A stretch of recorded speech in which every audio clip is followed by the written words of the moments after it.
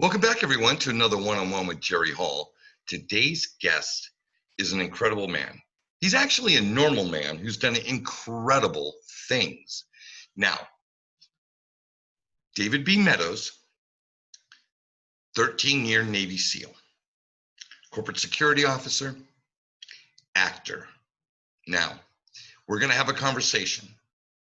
It's going to get deep. We're going to talk about perspective. We're going to talk about attitude. We're going to even do a little improv. I get to ask Dave some questions about what he thinks about cryptocurrency. Longtime investor in cryptocurrencies. He's got an interesting perspective. I also have the good fortune of introducing you initially to him through his what they call reel. And he describes it as a way actors present a resume. It's in visual form and it's in clips of different television shows and movies that he has been part of the cast. So right after the reel, we're going to get right to that conversation. Enjoy the reel, enjoy the conversation. Please like, please subscribe, and continue to tune in. Leave your comments. Dave will be checking them, I promise. Okay, folks, let's get right to it. Roll the reel.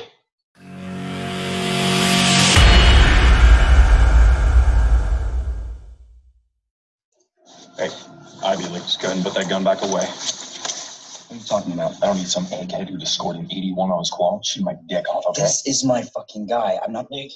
Just follow our lead, okay? Who the fuck is that? I don't know. You don't know? She fucking called you, George.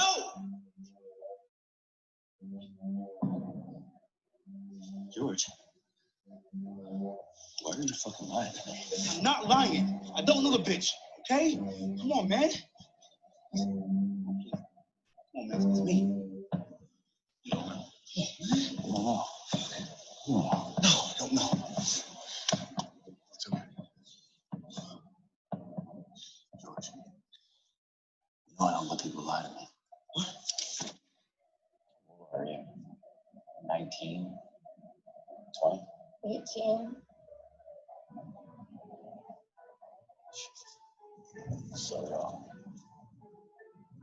So unaware about how precarious life can be. I don't have much left to give. I know. I can sense it. I need help. Sure, let me help you. But, hey, that's the job, man. The job is to complete the mission and get everyone home safe.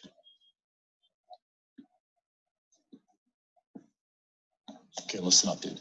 This is my team, Michael. You understand?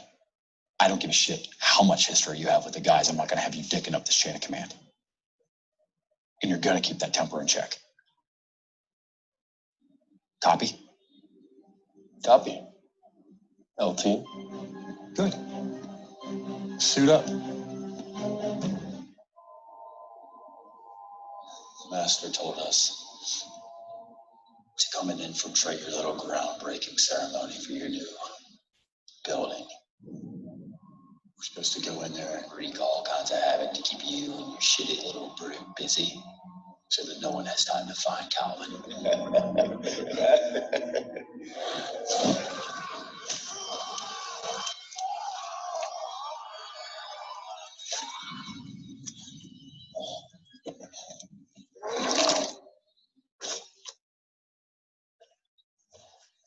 This is Monty. He's going to be running things from now on. Do you hear me? Yes, sir! Did the final count? Yes, it's all there. Bring the truck to the designated point. Wait for my call. You ready? Where do we need to be? She's at 235 meters. 91's going to be optimal. 155, that's 64 meters out. 155, check. 130 meters, that's 39 out from optimal. Shiny 3 targets green. 121, 30 meters out. Drive, stop the tow. Roger, stop the tow.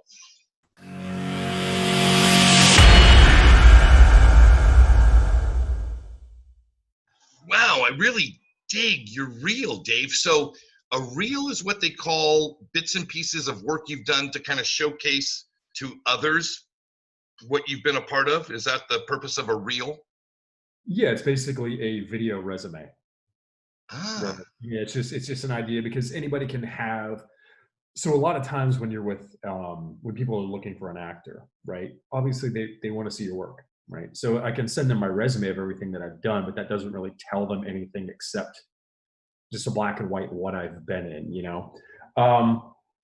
So your reel says everything. It lets people know if you have the energy they're looking for, or like if you've played roles in the past that they're maybe looking for, or whatever the case is, you know. But it just gives them a quick snapshot of your work. okay, cool. I like that. I like that idea, and I like that concept. You know, it was interesting.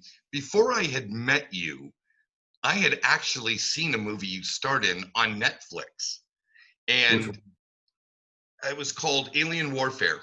I'm a sci-fi guy, so I watch all kinds of stuff. And being down here in Costa Rica, Netflix is different for us than it would be for you folks in the United States because of what's licensed and isn't licensed and this, that, and the other thing.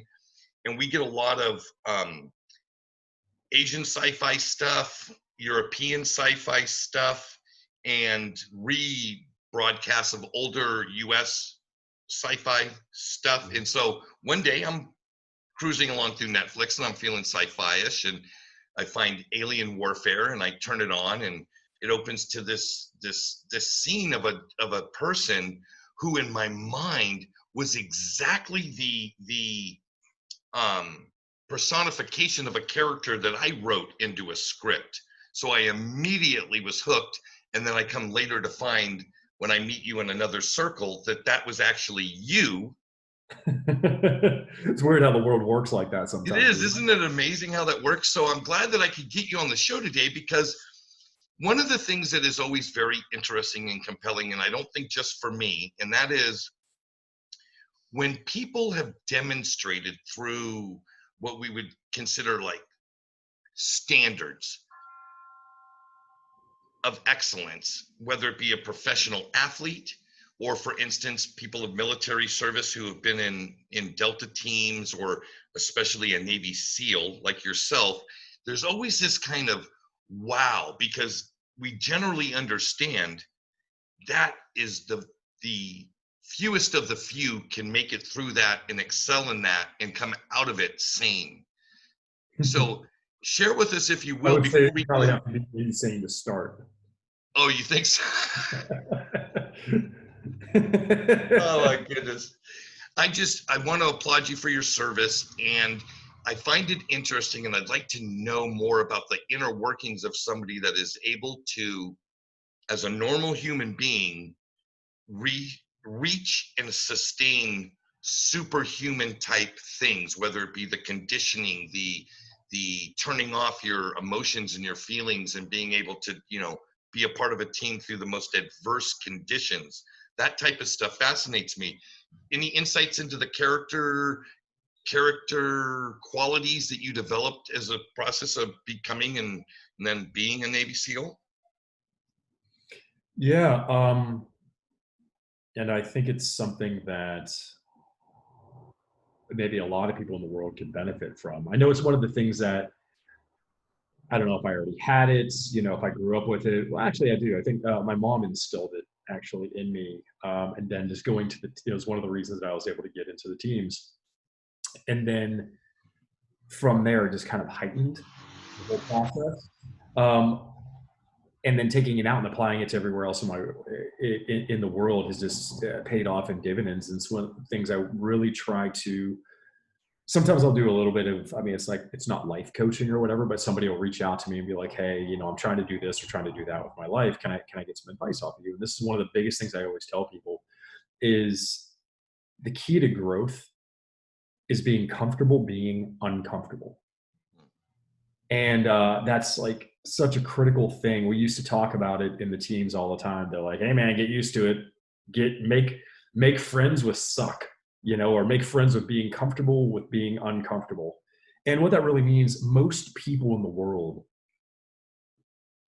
I think, and what I've witnessed, are governed by fear. They don't want to do this. They don't want to do that. Don't take this risk. Play it safe. Stay with what you know. Stay in the little thing here. Put it in your little boundary box. And as a result of that, of people playing it safe and of just being comfortable and safe and all this, I think that people just don't reach a fraction of their potential. Everybody walking around out there, I think, is typically so much more capable and can achieve and deserve to achieve so much more in their life than maybe that they allow themselves to do. And the only thing stopping them really is themselves. It's just that they get scared, or like whatever. But I got news for you. I was scared. Everybody I know who has ever accomplished huge things in their life was terrified. They were completely terrified. The only difference is that they embraced the terror and they just said, well, I'm doing it anyway, or they said, this is going to really suck. I'm going to do it anyway, and I'm just going to live in this world of suck and constantly strive and constantly do. And eventually what you figure out is it's not that bad. Like eventually you'll get used to it, and you go over it. It's never as bad as we make it out to be in our minds. And that is the key to growth. It's one of the biggest things that once we learn that in the teams, that's why the people made it through training and selection. They were just like, yeah, this is going to blow. They didn't try to make it like it wasn't. They just were like, it's okay. And they just kind of embraced that. This is how it's going to be, and just went with it. And it's the same thing as people starting their own business or jumping into that risky relationship or moving to that new place or doing this or any of these times, or jumping into crypto, for example, very early on, any of these times when people are being pushed to this big thing, do I move here and take this new job or not? Do I quit my job and open a company? Do I do this? Do I do that? Do I make a risky investment? Do I do this? Do I do that? Most of the time when people regret things later in life, they regret not doing something. They didn't do it because they were scared, and that's the biggest thing, is that you'll never know. You'll never know. You'll never know the answer. It's just figuring it out as you go. Well, I'll tell you, if I was being completely honest with you, which I'll decide to be right now, completely honest with you, and however many thousand people watch this, I can honestly tell you that throughout my life, I have been the biggest limiter. I've limited myself more than any other outside entity, right? So my success in business was limited by my ability, my willingness to expand, whether it be from a financial sense, whether it be from an emotional sense, what have you. And a lot of what you just said really rings true for me. And I'm curious to know, was there a specific way that you started to practice this and implement this? Because I would think that with reps, you get better. I'm extrapolating this. Is that anywhere in that sequence? Yeah, I think the first step is in recognizing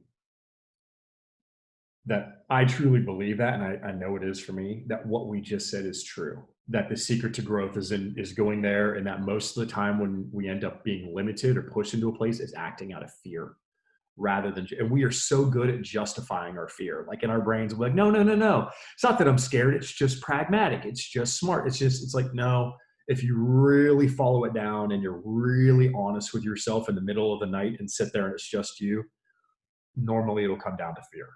I'm not doing this because I'm scared of what might happen, or I don't know the results, or I don't know this, that, or the other thing. So the first step for me was in acknowledging that truth. And I started having those conversations with myself a lot of saying, why am I doing or not doing this thing? Is it because of fear?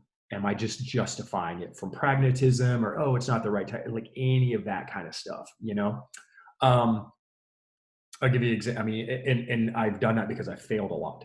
Like so many times I have not made a decision, or I have made a decision, and then sometimes immediately, sometimes months down the line, I'm kicking myself with it and I'm going, why did I do that? And then I sit there and go, because I was scared. I was scared. And now I wish to anything that I would go back and change that choice. And every single choice that I've ever made, where specifically I've gone, why am I either doing this or not doing this? And I go, it's because I'm scared. And then I immediately do the thing that I was scared to do. Like I immediately go, well, if I'm doing it, if this is fear is my motivator right here, or whatever, it's telling me not to do it, then immediately I'm going to do it and just throw caution to the wind, and I'm going to do it. I honestly can't think of a single time in my life that it hasn't worked out.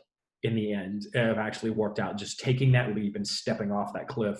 And even the few times where it might have not worked out, I still didn't regret doing it, because it didn't work out because I took the risk. It just didn't work out, but I'm still happy that I at least took the chance and did it, you know?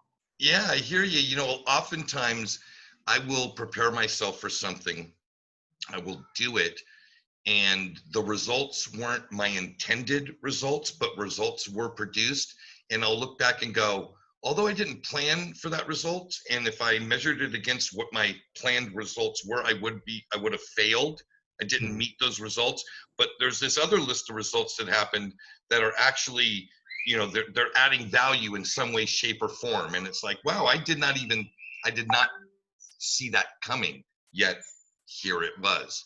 And so I could see there's a tremendous value in your words right there, and even apply them to my own history and go, okay, yes, I relate to that. Absolutely. I mean, things typically, it's life, man. Stuff generally will not work out the way that we think. Our brilliant little plans that we have in our minds, the world doesn't work like that. But the point being is, as long as you are still striving and are pushing past fear and pushing yourself into that realm of being uncomfortable and into growth and into saying, one of the scariest things in the world to ever do, the scariest, most liberating thing in the world is to literally look at yourself and say, I don't know. Yeah. I don't know. I don't have the answer. I don't know if this is going to work out. And that is okay.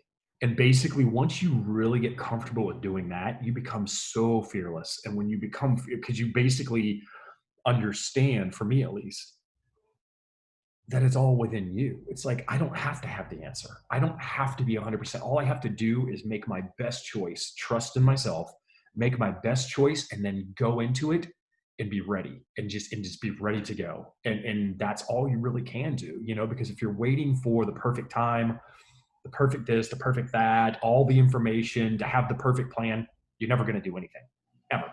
You know, you're just constantly going to be stuck in the same comfort zone, not getting anywhere where you would potentially want to go in life. And that is really the biggest thing. I've had the good fortune of meeting a lot of and working with a lot of incredibly successful people in vast different ways, you know, either from SEAL team operators to, you know, celebrities, to politicians, to scientists, to, you know, entrepreneurs, and all these people who have just done incredible things with their life, oftentimes diversified things. You know, they'll go and do this, and then they'll do that, and then they'll do this. And every single one of them, if you ask them, how did you know it was going to work out? They're like, I didn't. I had no idea. I had no idea. I just knew that I wanted to do it. And no matter how scared I was, I knew I had to do it. And then you come back and you look at them later on and you're like, but you've made all this money, or now you have all these companies. They're like, yeah, but I didn't know that was going to happen. Like, I just was willing to take the chance. But every single one of them just embraced the fear. They just embraced it and went. Well, I had a situation very similar to what you're describing, and it's very vivid in my mind. I'll never forget it. So it's December of 2018. I was already down here in Costa Rica after having diversified my entire equity portfolio, got it into digital assets, cryptocurrency, moved down here. You know, I had expectations that the market would be different than it actually ended up being. And I'm looking at myself in the mirror of this little one-room place of this farm that I'm trading my labor for room and board down here in Costa Rica, you know, which was the plan, to wait for the market to explode. And I'm looking at myself going, well, you painted yourself into a picture here. You know what I mean? I'm painted into a corner. All my money is in this crypto. It's lost 65% of its value. If I cash out now, I'm broke. But what's changed? Nothing's changed, except for the market hasn't reacted in a way that I want it to. So you need to suck it up, buttercup. And if you need to live, you know, like this for another 2 years or 3 years or 5 years, that is the path you chose. Get out of this depression, get out of this, you know, questioning yourself. If you believed strongly about what you did in the beginning and nothing has changed, then just because the market didn't explode like you wanted to doesn't mean the market won't explode later. So get your head on, take your head out of your butt, go about having a good day, and allow the world to do what it's going to do around you. And since I did that, life has gotten a lot easier for me here. And even though none of the circumstances have changed, I'm still living on $350, $500 a month. I'm still, you know, walking instead of, I don't own a car. I take the bus because I don't own a car, you know, you know, all those things. None of the circumstances have changed, but my attitude has changed. And therefore, the way I view the world has changed. It's a trip, man. It's really I agree with you. You're onto something there, young man. Dude, you hit, I feel you so much on that, but you hit on something very critical. I hope your listeners really, if you didn't catch what he said, back up and listen to it again. Your attitude changes. The world doesn't change. This is the thing, man. We always have a choice.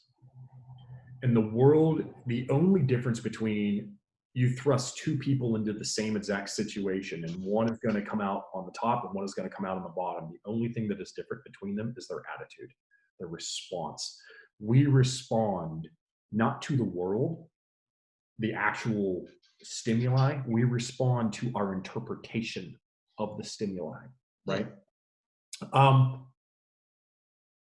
And that is oftentimes completely our choice. How do you respond? What do we do? And some people, whenever they'll get into this point of having an extremely negative downwards attitude, I can't this, the world's against me, blah, blah, blah. And then stuff doesn't work out for them. It's like, well, of course it didn't. Because all you're doing is just, you're focusing down on this hole right here. But when you take things as, when you take issues or pitfalls or whatever the case is, as simply things to be overcome. It's like, okay, next challenge, next challenge, next challenge, next challenge, rather than woe is me, why does this stuff always happen to me? That opens your entire world up. It's the exact same stuff happening to the people all the time. Only your response is being changed, but your attitude is absolutely everything. Absolutely everything. Again, you know, every single one of them, you know, some of these people, you know, either going through selection and all that kind of stuff. I can tell you right now, the people that failed out of selection were the people with bad attitudes. Literally, that's it. The people that could laugh it off and would just constantly like, okay, what shitty thing are they going to give me next? Whatever. And they just keep going and going and going and overcoming that. Were the guys that aced it and made training look easy. But the people that were like, oh God, how am I going to do this? Or I can't do it. Like they just sank, you know, and immediately went into the thing. The standard was exactly the same, but their attitude painted them into the corner. Like they just gave themselves nowhere to go. And that was it. And your attitude is always within your choice. I don't think people understand that enough. All of these things that we've talked about, fear, embracing the suck, you know, as my classmate David Goggins would say, you know, living in being comfortable, being uncomfortable, your attitude, all these things are entirely, those are the things that will either make or break a person in real life. And they are all within your choice. They are 100% every individual person's choice. I heard an incredible quote one time that said the key to success in life is playing the hand you're dealt like it was the hand you wanted. So brilliant. So brilliant. So many people stop and they sit there and I'll talk to them and they're like, well, David, you know, dude, you know, I have this and this and this, and this doesn't work for me and this and this and this. And I'm like, dude, everyone has that. Everybody has some version of that. Everybody has things that suck for them. Everybody has gifts and everybody has limitations.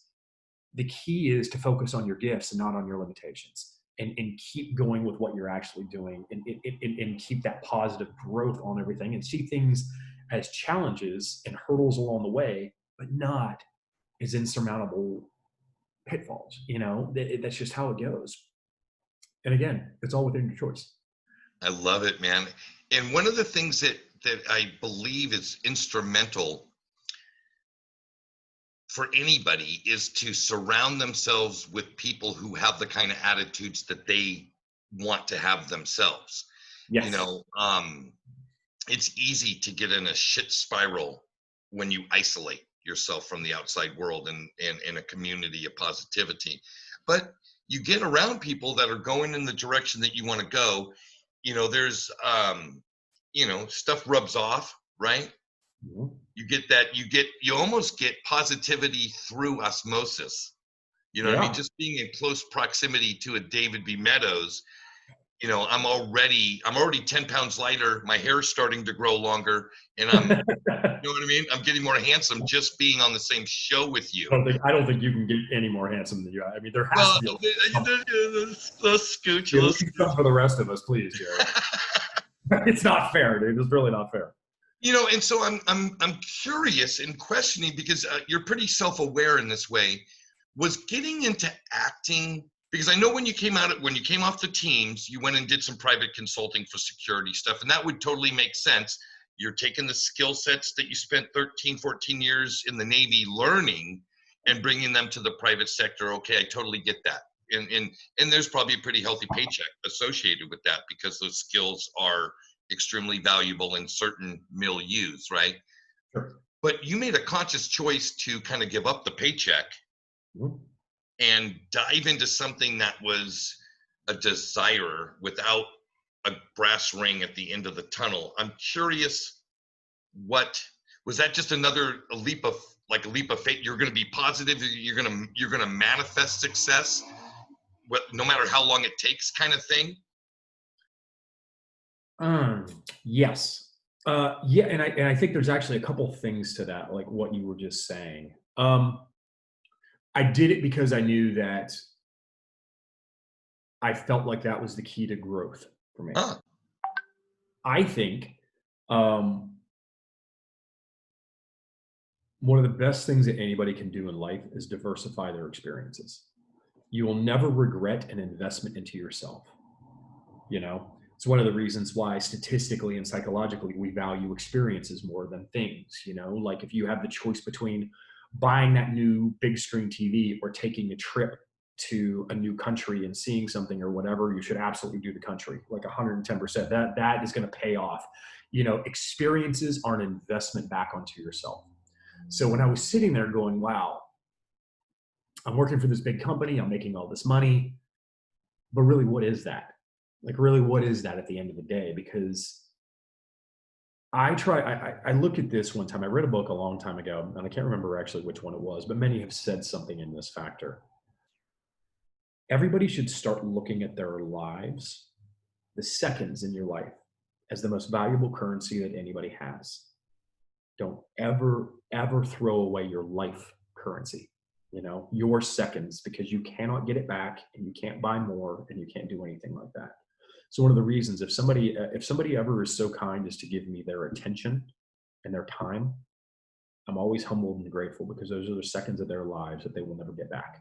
So don't ever throw it away or just think, oh yeah, like whatever the case is. But I feel like a lot of people don't value their own life currency. They throw their seconds away doing shit that they hate, working a job that they don't like, in a relationship that they don't really committed to, whatever it is, but they're not spending their time in a way that they should. If they really thought about it that way, like how precious that currency is, I think a lot of people would second guess a lot of the way that they're spending their time, you know, binge watching a TV series for the 10th time or whatever they're doing. But the point being, so I was sitting here at this company making a lot of money going, but am I happy? Or is this time that I could be spending on me in a way to grow and develop and to live more life, you know? And so that was part of what I did, you know? And of course, as soon as I started the acting, I'm like, I'm going to get fired from this job. They're going to find out that I'm acting. They're going to fire me and blah, blah, blah, blah, blah. And I literally sat there and I went, I'll get another one. That was my choice, you know? And a lot of people kept, because I was making a lot of money, and everyone's like, dude, are you nuts? Blah, blah, blah, blah, blah, blah, blah, blah. And I went, no, because I will, if like money comes and goes, and in my experience, actually, money is a byproduct of work. Like, you know, people that just solely seek out money tend to be limited in how much they actually make. But people that seek out experience and growth tend to make it as a byproduct. It just kind of happens, I've witnessed, you know, in life. And it's certainly true for me, but I've had a lot of friends that I have, they're like, I don't know how I made all this money. I just kind of started doing what I loved, and it just kind of came in, you know? So again, I focused on that. So like when you were saying, oh, there's not necessarily a brass ring, I think that there was to me, not necessarily a monetary one, but there was the brass ring, it wasn't necessarily a monetary thing, but the brass ring was, I said, I'm going to go down this path of growth and experience, and I'm going to be an actor, and I'm going to go study in Europe, and I'm going to do this, and I'm going to do that. And I'm really going to commit to this, because the worst case thing that will happen is I will learn, and I will be a fuller, bigger version of myself. I will learn a lot. I will work on skills that I haven't. Yeah, I've already done this other thing for 13 years. Now let me look at the exact opposite of that and figure out what I can learn and grow over here. And that will have a brass ring to it, because I'm investing back on myself, and then when people, and now the reason that I say that, and I know I'm kind of going around a little bit, the reason that I say that it does have a brass ring is, even if I don't make money as an actor, at the time when I was looking at that, when people hire JerryVHall and they hire you to do a job, they are hiring JerryVHall. They are asking you to bring your whole life and your experience and every skill set you have into that room. So whatever you bring into that room is bankable and marketable. When people hire me, they're not just hiring me because of my skill set as a SEAL team, as a sniper, or whatever the case is. They're hiring me because of my business background. They're hiring me for my acting background. They're hiring me because they just ask me to walk in the room. They don't ask me to go, hey, Dave, can you bring your sniper self in the room and then leave all the acting and all the other kind of stuff? Yeah, can you leave that out on a curb somewhere? We don't need, no, that's not what they're doing. They're asking me to come into the room and bring with me all the life that I've lived around the world. And that's the same true for everybody. It's whatever the case is. So everything that you do has a brass ring actually on it, because it all goes into being the repertoire that is JerryVHall or whomever else it is. And that is that is your value. That is what you have. And no one ever asks you to do just one thing for them. That quite insightful, Dave. That's actually quite insightful. And I would agree, looking back over the course of my life, having spent most of it as an independent contractor and a sole proprietor, that I can honestly say every job I ever took on, it was more than just painting a house or building a deck or, remodeling a kitchen. There was other elements that came into play. Yeah, okay, I get it. I get it. That's a nice perspective. I hadn't quite looked at it like that. And it's nice to have that lens now.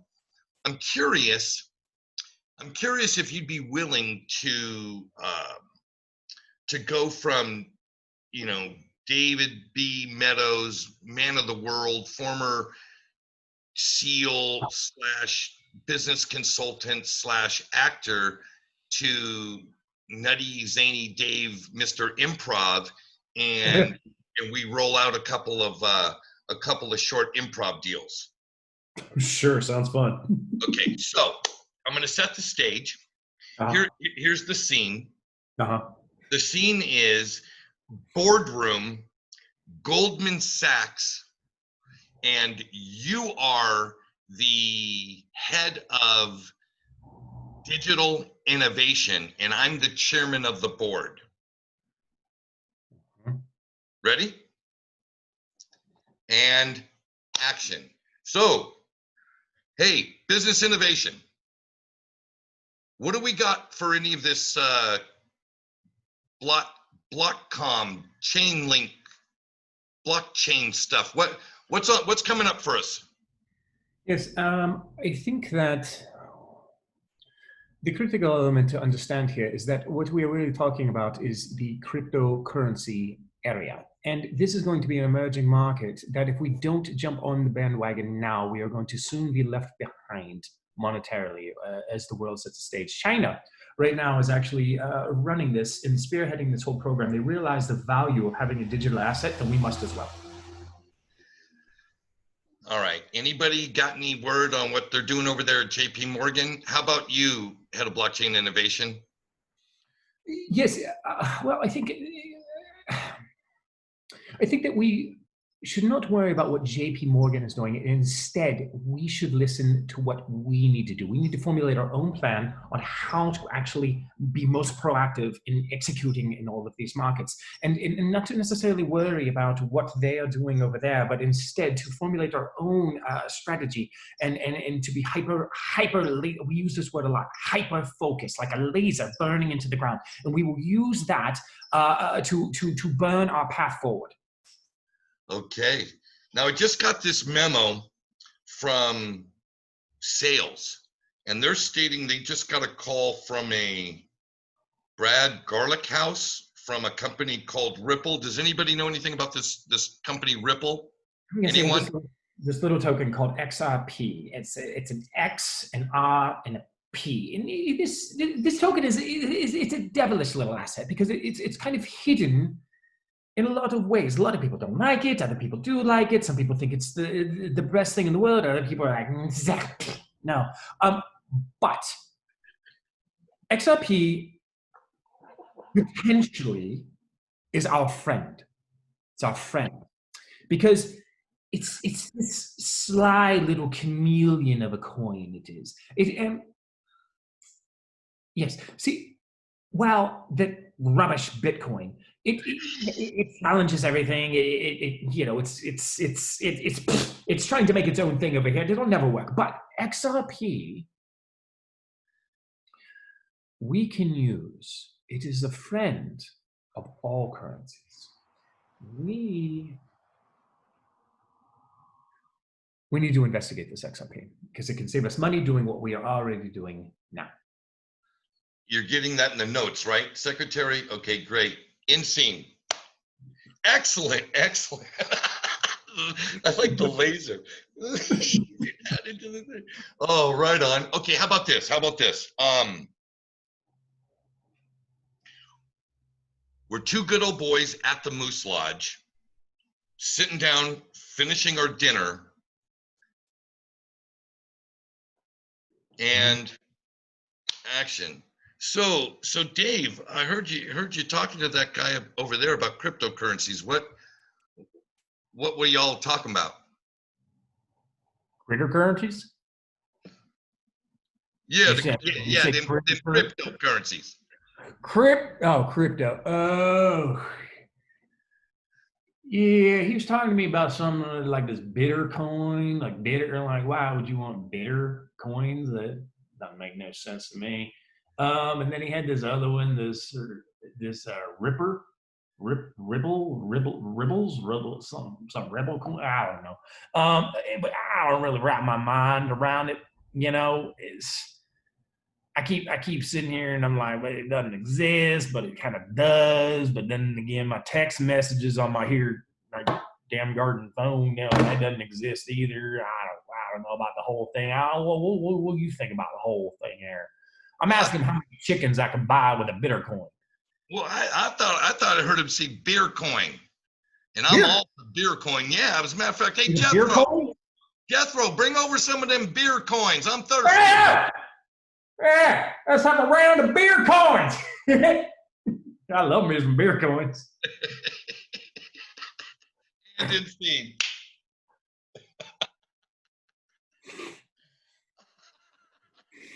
That's fucking great. Okay, back to Dave. Who knows? Back to Dave. What has been on the slate for you with this whole, 19 issue? From what I understand, Hollywood has come to pretty much a screaming halt, except for stuff that happens behind the scenes, writing, et cetera, et cetera. So what's Dave been doing since you haven't been on like a quote unquote film set, being an actor portraying a role? Writing and studying.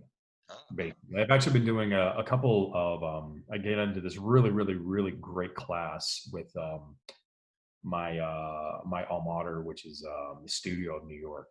And we have been doing this online dramaturgical class where it basically is, for anyone who doesn't know, is there's so many different ways to look at a story, of a script. or whatever the case is. And there's a whole, for anyone who doesn't know, there's a whole formulaic plan that was actually originally created by Aristotle, which is the 5 acts, then the 3 acts and 2 acts and 1 act way. Every single thing that we have nowadays, whether it's a play, your favorite sitcom, a movie, a book, anything like that, they are all broken into the multi-act formula. So we're actually sitting there looking at how to break down actor choices by understanding the overarching play, like seeing where the arc of the actual stuff is, what act am I in, how far along is this story, what needs to happen to tell the overarching story, so therefore I can narrow down what I need to do and the choices I need to make as an actor to fit into that section of the story, right? Which has been fascinating. So I've just been doing a ton of classes like that, and then writing with a couple of one of my writing partners, his name is Alex, and we've been working on a couple horror movies and also some dramas and some military actions and everything else. And then I've had the great fortune that I've actually been contacted by several friends of mine that are directors or producers that have offered me leading roles in their films coming straight out of this. It seems like a lot of people now, because so many people at the beginning of the year were getting ready to go, and they had all their projects that were going and all their funding was there and everything was getting up and ready to roll. And then all of a sudden the Rona comes out of left field, and like sideswipes everything. Yeah, it like shuts down the whole thing. So now all these people that originally had a project, or they had talent attached, or they had money or whatever, that shit's gone, and except for like the largest of the large movies, whether you're making Avengers 8 or whatever the case is, and throwing that out there, all these other things have kind of gone to the wind. I know I was attached to a large amount of films back in January. All of them are gone now. All of them are gone. We've lost money. We've lost locations. It just fell apart, because nobody knows what's going on. So now it seems like all these people that kind of got thrown to the Rona winds have now basically been figuring out what they're going to do post-Rona. So everyone's eager and chomping at the bit. Money's coming back around, scripts, crews are coming together and all that, to basically, as soon as we have some sort of regulation where we're actually allowed to film again, jumping right back in hot seat, because people just want to just go as soon as they're able at this point. So are you thinking a lot of that will be predicated on testing versus having to have an actual, let's say, vaccination? Yeah, I think that, yes, absolutely. I think that the most part, people are just saying, dude, we just want to work. We have to get back to work. We have to do this. We have to do that. So let's figure out a safe way of protocols to be able to do. I know that, like, I've been discussed with some of the projects I'm looking at working on. They've actually sent me out a sheet and said, hey, Dave, this is what we're going to do. This is how we're going to do. We're going to be running on a minimum of crew. Everyone who's behind the camera is going to have full protective. They're going to be in their masks and all that kind of stuff the entire time. We're going to have a minimum of them on set at any given time. And for you, you're basically going to get shoveled onto set. You're going to get checked. You're going to check you for the antibodies. We're going to do whatever the case is. We're going to check you. I think some of the sets are actually going so far as to put people in isolation. So like basically like prior to filming and during filming. So where they're basically like, hey, dude, we're going to have you show up to set a week ahead of time or 2 weeks ahead of time, and we're going to test you. And then you're not going to do anything for 2 weeks. We're literally going to pay you to stay in your hotel room, and people are going to bring you food. They're going to do everything like that so that you can basically just be completely isolated and minimize your infection. Then we're going to bring you to and from set and do it. So that's pretty much all they can do at this point in time. And when you're on set, it used to be, for anyone who has not been on a movie set or something like that, there's this glorious place called Crafty.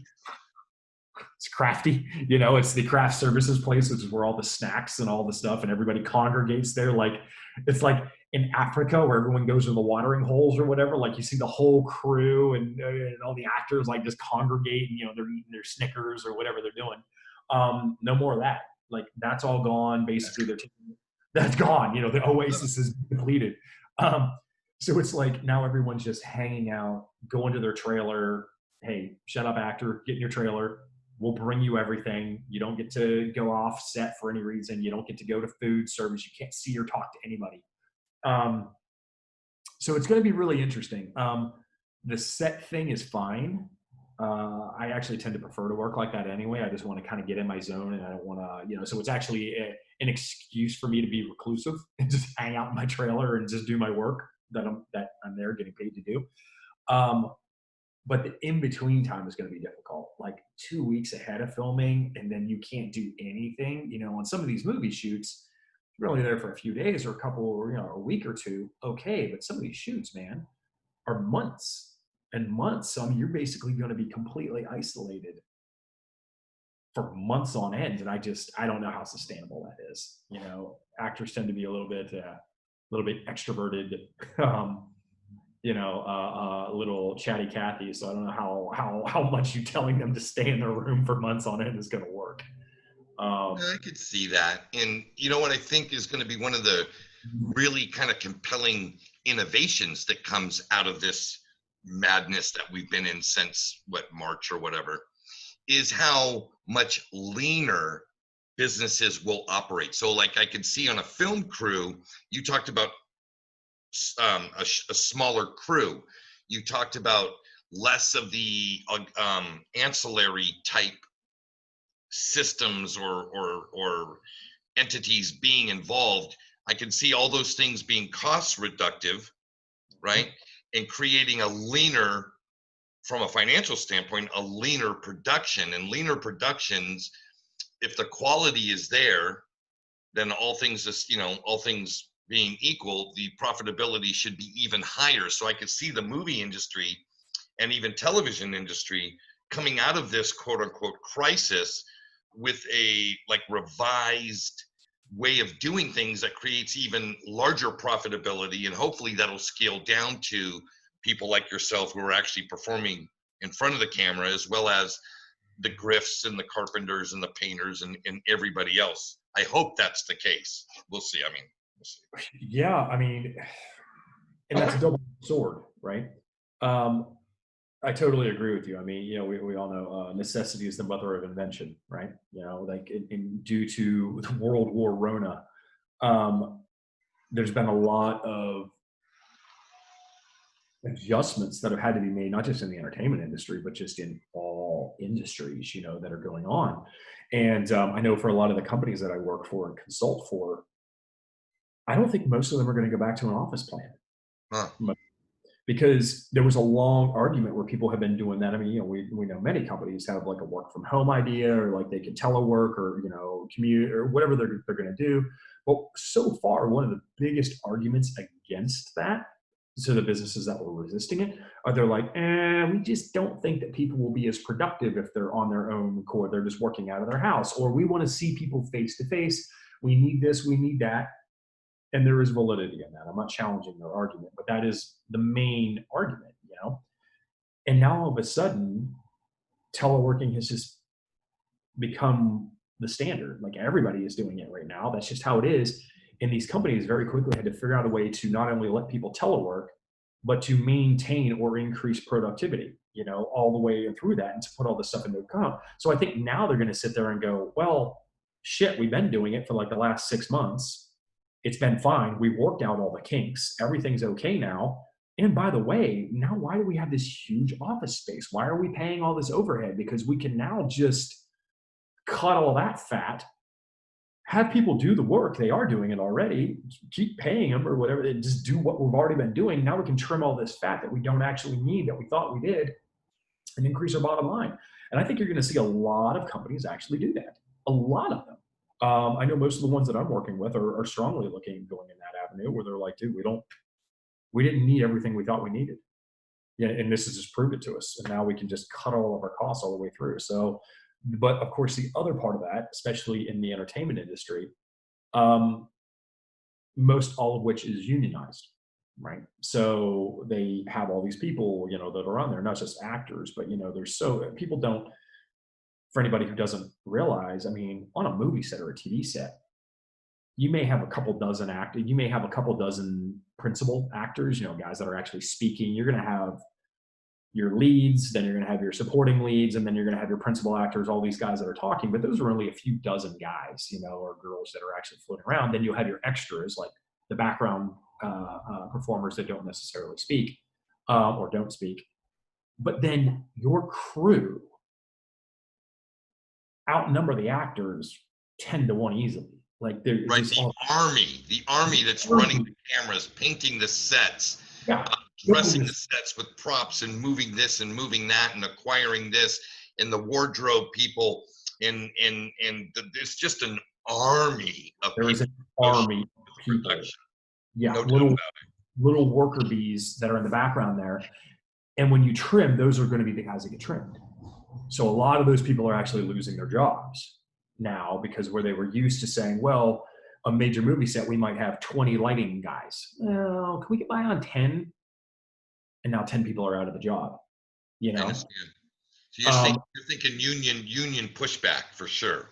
Well, I mean, yeah, but I think that a lot of people, I mean, I think that this is also going to be a mass exodus from the industry as a whole. There's going to be a ton of people that will just never come back to the industry. I personally have a couple friends that are background. I mean, I know a lot of actors, you know, that basically are so financially ruined by this, because a lot of actors, you know, I'm in a very small category that I have all the work that I do on the other kind of things because of the life I've lived. Most actors out in Los Angeles, they wait tables, or they do bars, or they do little part-time jobs. They're hairdressers. There's something like that. So they've been completely financially devastated, and they've had to leave the city, you know, or they've gone massively in debt or something like they were never on cloud nine to begin with. And so this is just like, it was the nail in the coffin. And then so many of my friends on the background side, you know, editors and sound guys and camera guys are like, well, dude, I'm packing up. I'm leaving. I'm going back to Nebraska or wherever, because I cannot afford to be here. I don't know when the industry is coming back. And by the time it does, I don't think I'll even be involved in it anymore. So they're literally just changing careers and going and giving up their dream because they can't. So, yeah, I find it interesting that there's going to be, you know, in conjunction with the largest generation of consumers that modern economy has ever seen, with the baby boomers leaving, people in your age group, you know, the millennials and Gen X's, some of them being displaced from their careers, what have you, seeing like an emerging, right, where you starting to see multi-generational existence in the same house again. So like grandparents, parents, and grandchildren, not unlike, you know, parts of Asia in Latin America are very famous for having multi-generational homes where they reduce costs. Maybe they go from each of these generations had a car to maybe there's only 2 cars for the family, or one car for the family. It could be interesting to see how this plays out. I think, like you said, what was it? Adversary brings about innovation. What was the quote exactly you had? It was excellent. Necessity is the mother of invention. And necessity is the mother of invention. So I think people will adapt and figure out a way to be. Oh yeah, absolutely. Absolutely. I don't know what that's going to look like.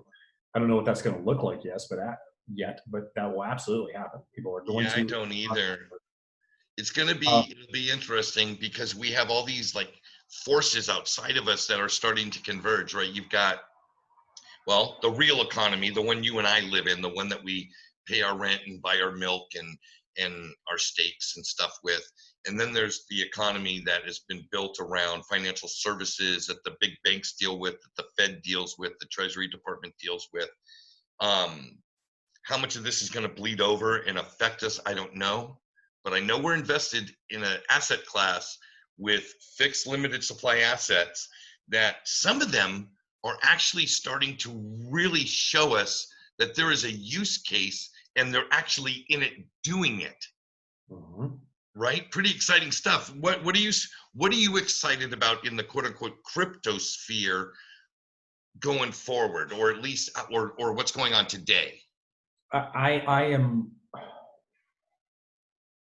dude, it's so hard to even wrap your head around like all the excitement that's going to go on. A few of the biggest things that I'm there. So like, if you really boil it down, I believe that the cryptocurrency, the adoption, the widespread adoption and the mainstream usage of cryptocurrency, that is going to happen. Like, I am 1,000% convinced that it's going to happen because it has to. Like, it is the next logical step. I think it is going to change our world equal to or more so than the advent of the internet. The internet changed the way that the world communicated. It allowed, I mean, but like really, if you look at it, based off of that network, when the people first, I guarantee you the people that first created the internet had no idea of all the ways that the internet would eventually be used, right? Or how it would actually change our society. They were thinking, oh, this is a way we can share information and communicate like that all around the world. That's pretty cool. But really, when you think about that, the implications of allowing people to communicate and to do that, like they weren't just thinking, oh, look, there's going to be online porn and there's going to be Amazon or like whatever. Right. They were thinking about communication, but then once you start to understand how that ready availability of information and then communication has affected the way that people develop psychologically and the way that we do business and the way that our world works, like everything now, I mean, now you can't, there are people that are born, you know, that are graduating high school that can't imagine a world without an internet. I lived it. I mean, you did, you know, like back when I was in middle school, we didn't even have the internet, or like nobody used it. Like it wasn't in the house. It wasn't anything like that. So, but nowadays you look at the way that kids have grown up and the way that things are just done nowadays because of the internet and all the incredible ways that we're figuring out to use it now more than ever. Crypto is going to be the exact same thing. Right now, everybody's talking about, oh, well, we're going to have Bitcoin and XRP and Ethereum and ADA and all these other kind of things. And that's great. That's totally online. But I don't think we've even begun to scratch the surface of how cryptocurrency is truly going to change our world. And kids 30 years from now, 25 years from now, are not going to be able to imagine a world without cryptocurrency in it. They're not going to remember a world where they say, what to do? Did you know that you used to actually have physical, like paper currency, like dollars? And they'd be like, why? Like literally, you know, I mean, I guarantee it. That is what is, you know, or like all these other things where you're going to be like, dude, ready? Blow your mind, right? It used to be that if you were in Japan and I'm in America and I wanted to send you money, there were services called like, you know, like Western Union, and there were like and there was a delay process for you picking up money that I sent you, and the kid's gonna go, why didn't you just text it to me? You know, or like something like that, or whatever, or communication, and they're gonna be totally correct. And we at this point don't even have I mean, like, think about this for a second. We are cryptocurrency is changing what our definition of money, trade, which is part of society. You know, one of the very first things that we ever created when society started coming together way back in the Stone Age or whatever, one of the very first things that we invented was trade, right? The barter system. And then we started creating, you know, we use salt and we use this and we use gold, and like that progression. But that has been like me and you trading something in exchange for something else is part of what society is based on. It's a core rule of society that we have a way to do that. And cryptocurrency is challenging and changing the way that we do that, just like the internet changed the way that we communicated. And I don't think we've even begun to understand the ramifications of what's going to happen. Wow, that was really deep. I'm much shallower than that. I'm looking at what I see. Like, I come at it from the lens of an investor. I am, you know, and I'm thinking to myself, okay, I have this kind of framework that I look at things. I look at investor sentiment. So what are the investors thinking, expressing, what have you, whether it be legacy market, capital market, or the crypto sphere. I look at it through innovation and the pace of innovation. And then I look at adoption and the pace of adoption. And I kind of put those three things together and I formulate my view. And although that's been the basic premise since the very beginning, my thoughts and opinions have changed along the way as different information comes into my sphere, right? Well, there's some things recently that have come about that have made me excited that I've hung in there as long as I have with this stuff. And that is this OCC document that came out yesterday that talked about banks being able to custody and have basically financial services with cryptocurrencies. Very encouraging. It's like one of those, it's been a hurdle for many projects for a long time, not just on the adoption side, but from their own personal business. Like, I know crypto projects that have had to leave this country, the United States, because they couldn't develop banking relationships in the United States to deal with the funds that come in and out of their business to facilitate their employees, to facilitate their subcontractors, their vendors, etc. And you go and you think to yourself, man, that sucked. We lost a really good project there, or we lost a really good project there. Now, with this, hopefully, we will begin to see a retention of that in the States, because I'm a big fan of the United States and I'd like to see it continue to innovate and lead the way in that department. Anything come across your desk in the form of news about any of the projects that you're currently invested in that have made you kind of go, oh man, this is okay, we're one step closer? Yeah, I think that's one of the huge ones, because to me, I mean, correct me if I'm wrong, you're so much better at all this than I. I think that the next step that we will see, I mean, I totally agree with you. That was a monstrous step, because basically what it says is that the United States government is recognizing cryptocurrencies as legitimate tender in a way. I mean, it's allowing banks.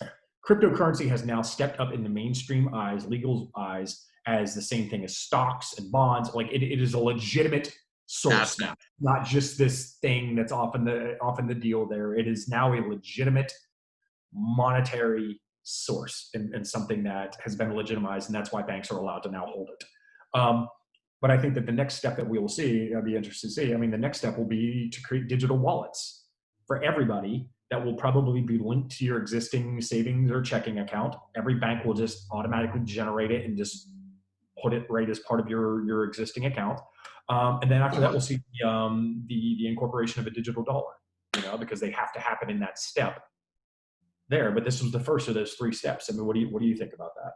I find that, I hadn't put much thought to that, Dave, but I think there's something to that, because when I think about it, okay, let's walk through the process here. So you're 19 years old, or 18 years old, you've just graduated high school. Let's say you got your first job, and you're going to put your big boy pants on and you're going to go get a bank account, right?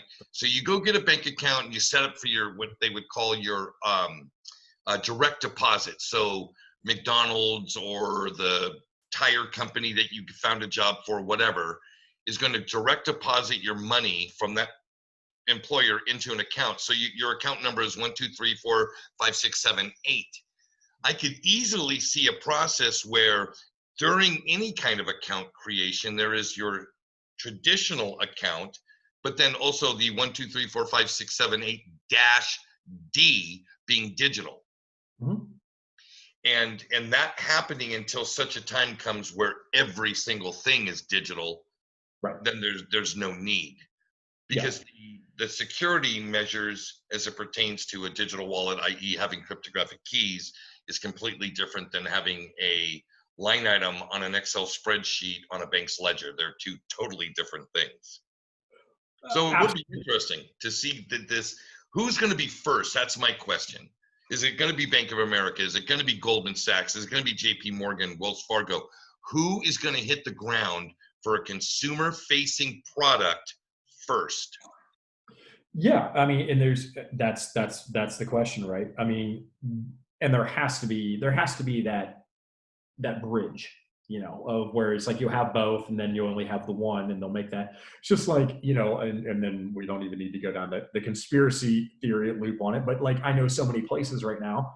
You remember what it was like way back in the Stone Age when you and I were children? No places took credit cards. Mm-mm. Right? Like everybody was cash only, like cash. And then credit cards started coming online, and then everyone's like, oh, now we have to take credit cards. And I know that for me, in like the last 5 years, if I walked into a store and someone's like cash only, I'm like, what? I don't carry cash. Like, why would I carry cash? Like, I just have my credit cards. Like, why do I even need it anymore? And now you see places that only take credit card or some form of digital payment like that. They don't take physical tender, or they're trying not to, or whatever. They prefer cards. So you've seen that progression actually happen, and then it's going to continue down. And you're going to see the exact same thing happen with digital assets. You're going to see it become more and more common. First, it'll be online, places going, oh, we will accept Bitcoin, for example, or whatever it's going to be for currency. And then it'll continue down, and then it'll be Bitcoin or credit card, and then this, and then and then you're going to see it bleed into your local favorite coffee shop. It's like, oh yeah, we take Bitcoin. Why wouldn't we? It is, and then that's just gonna be it. And then they're going to go to a digital currency, and they're going to take digital dollars or Bitcoin or whatever your stuff is, and that's just how it's going to be. And then eventually, no one's going to take cash, because why would they? It's just doing digitally is just much more efficient. I agree. Wow. This has been a great conversation. I would like, if we could, to close this out with something I've never done on this show before. And that is like set a stage. Like this would be if you were Bitcoin, but you were also giving a brief eulogy at the ceremony that we put to rest Proof of Work.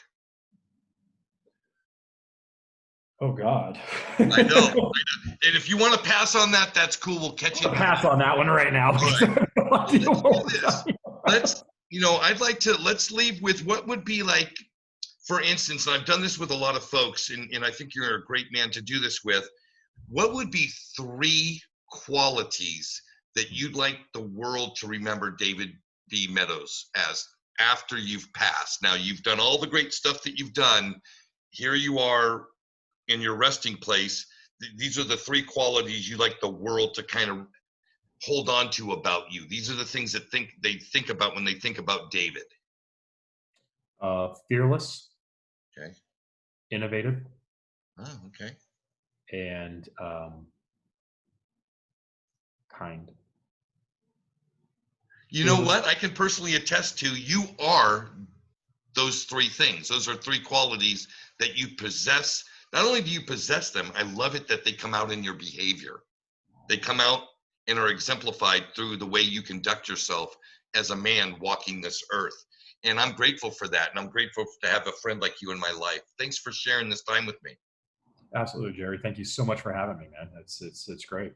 Thank you. It was a good chat. So folks, thanks for tuning into One-on-One with Jerry Hall. Look forward to seeing more of Dave, possibly in some of my live streams or in future one-on-ones. And until next time, from Costa Rica and Southern California, Pura Vida.